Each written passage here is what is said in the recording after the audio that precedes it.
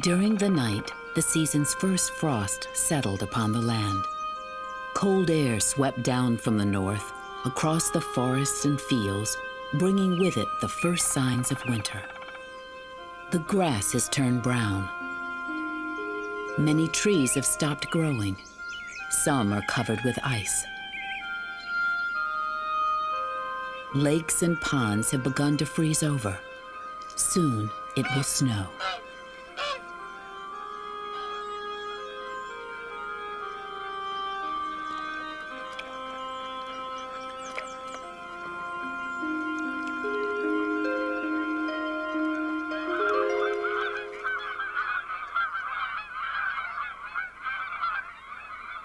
When winter comes and food becomes hard to find, many birds fly away from the cold north.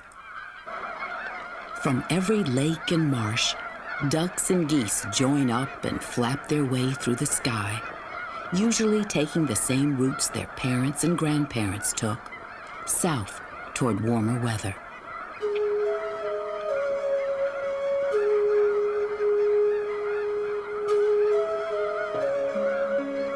Each fall, millions of birds migrate down the east coast of the United States, out across the Caribbean to South America. Many more go down the Mississippi River through Mexico, and still others fly down the west coast. Some stop off and spend the winter in California's Sacramento Valley, where it's warm and there is plenty of food.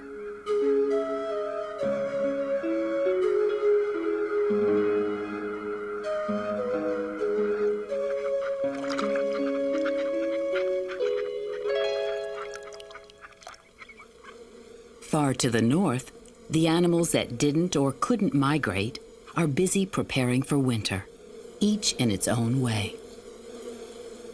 These honeybees have found shelter in an old tree. The thick walls of the tree trunk will protect the delicate bees from cold winter winds. By the hundreds, honeybees swarm inside and set up housekeeping. They build a waxy comb and then fill it with honey.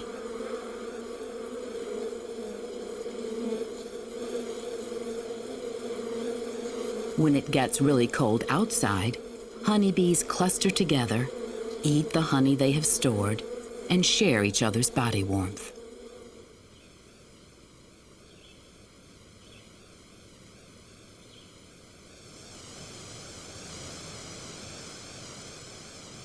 As fall marches across the north, the days get shorter. The trees change color, from green to gold, yellow, red, and brown, and finally the leaves settle to the ground.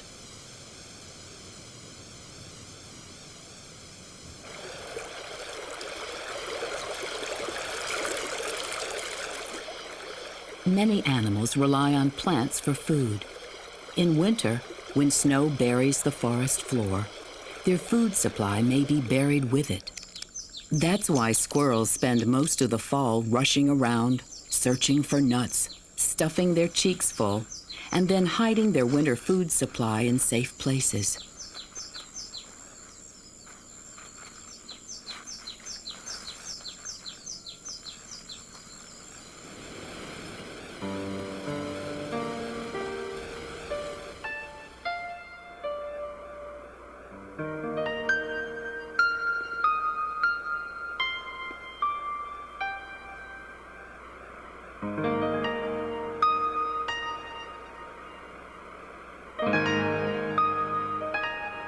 Food is the key to surviving winter. Animals that have enough food seem not to be bothered by the cold. But those animals that cannot store food must look long and hard for each meal. Finding food in the forest in winter can be difficult. Wild turkeys often come out of the trees, turning instead to farm fields to scratch out a living. They dig down through the snow to find grain left behind during harvesting.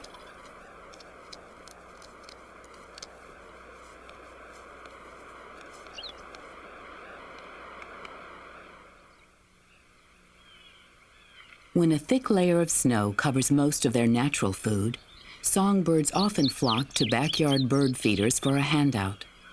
Bird seed is a fuel that keeps these tiny animals alive in winter. They eat lots of seeds and then shiver to keep warm.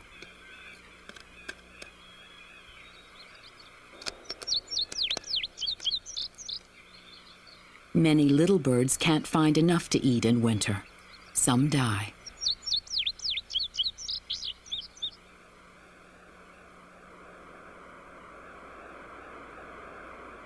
Not all animals find it difficult to survive the cold. The bison has little trouble finding food.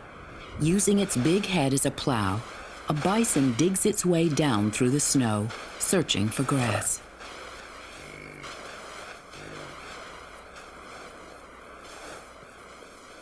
Bison have long legs and can wade through deep snowdrifts, going pretty much wherever they choose.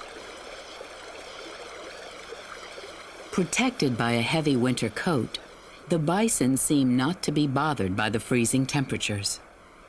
In fact, most animals that stay in the north all winter seem to adjust to the temperature quite well. Mule deer have an especially warm winter coat made of hollow hair. This thick layer of winter protection holds warm air close to the deer's body and keeps rain and snow out.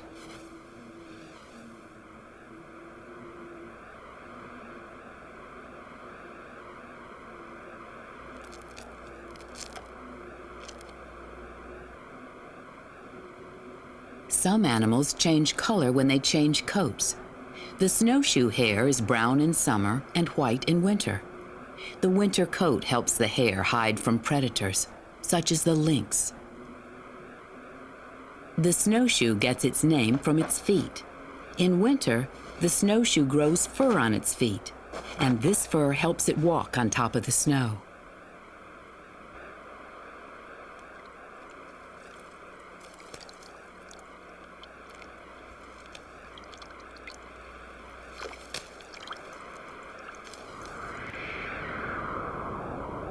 In the mountains, winter can be especially harsh. The temperature drops well below zero. Winds howl through the leafless forests. When a thick snow cover blankets the ground, animals must work their way down through the snow to reach the grass. For some, the blanket of snow is just too deep, and they must find something else to eat. The elk eats tree bark and twigs in winter.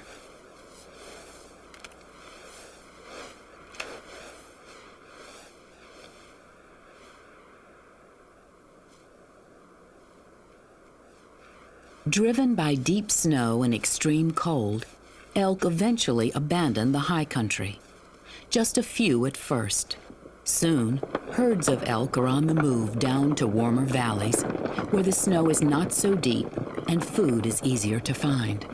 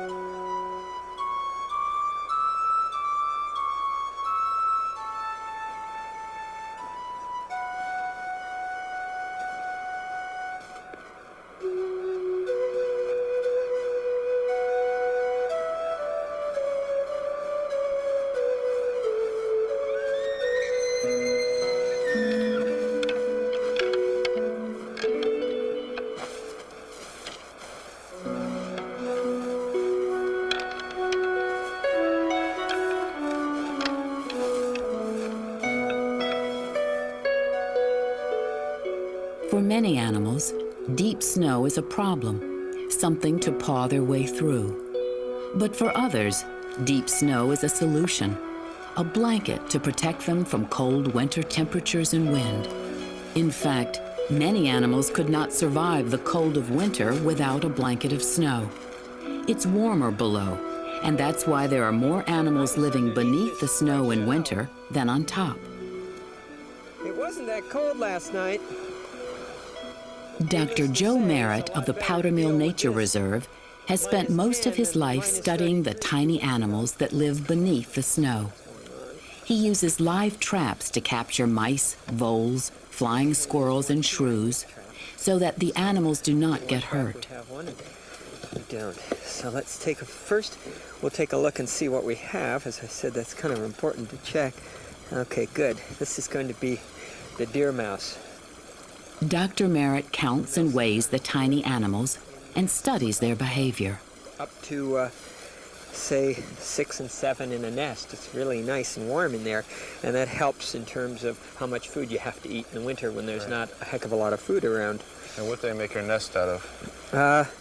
Grasses and leaves, and sometimes they use For as long as there is snow on the ground, sometimes for half the year, mice, voles, and shrews race around in tunnels under the snow. Actually, the deer mouse, it is number 47. You want to write this down, number 47. The station is D6. While most animals are very active beneath the snow in winter, a few go there to sleep. Black bears spend much of the summer and fall eating and growing fat. And then in winter, while sleeping in their dens, the fat helps to keep them warm. Fat may help keep the bear comfortable in winter, but many other animals cannot stay warm no matter what they do. When scuba divers go beneath the ice in a frigid Midwestern lake, they find that the fish are just as cold as the water. That's because their body temperature adjusts to the same temperature as the water.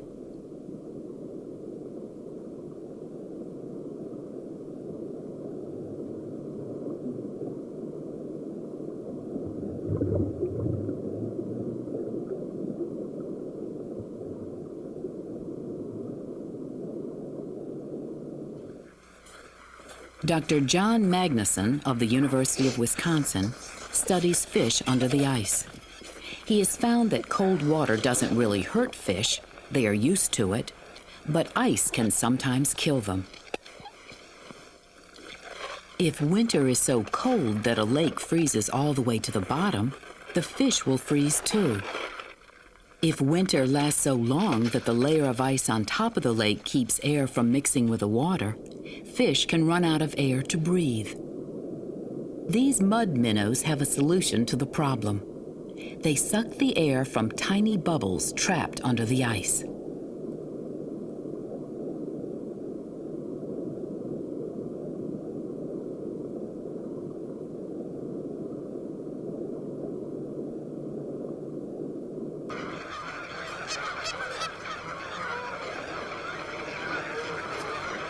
No matter how harsh or long the winter, warm weather returns and the ice breaks up.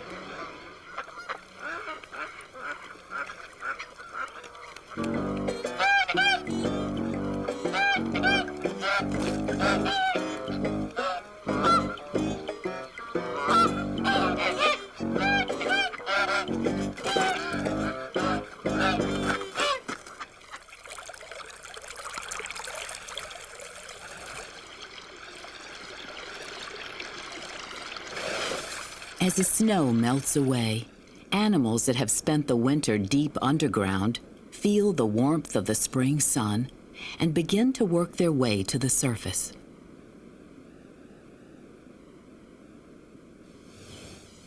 Dr. Robert Mason of Oregon State University studies snakes. He's found many thousands of garter snakes in several dens in Manitoba, Canada. Garter snakes sleep all winter in these underground dens. The soil protects them from most of winter's cold.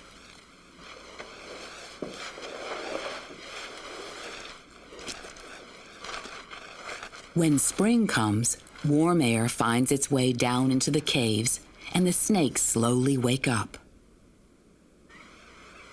Through every crack and hole in the ground, they wiggle to the surface. By the thousands, they crawl around, find each other, and mate.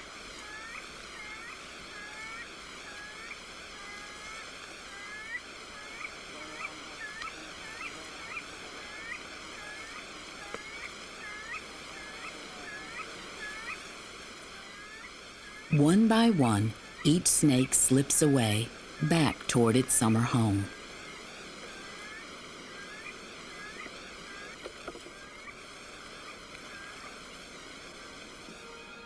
The first warm days and nights of spring stimulate plants to grow. Buds burst and tender leaves unfold. As soon as there is something green to eat, insects begin to stir. A family of tent caterpillars hatches and works its way out from inside the protective webbing of its nest.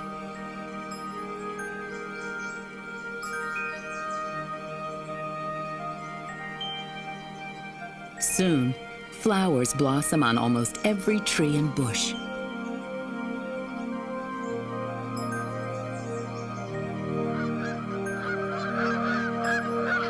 The flyways become choked with birds on their way back to their summer homes in the north.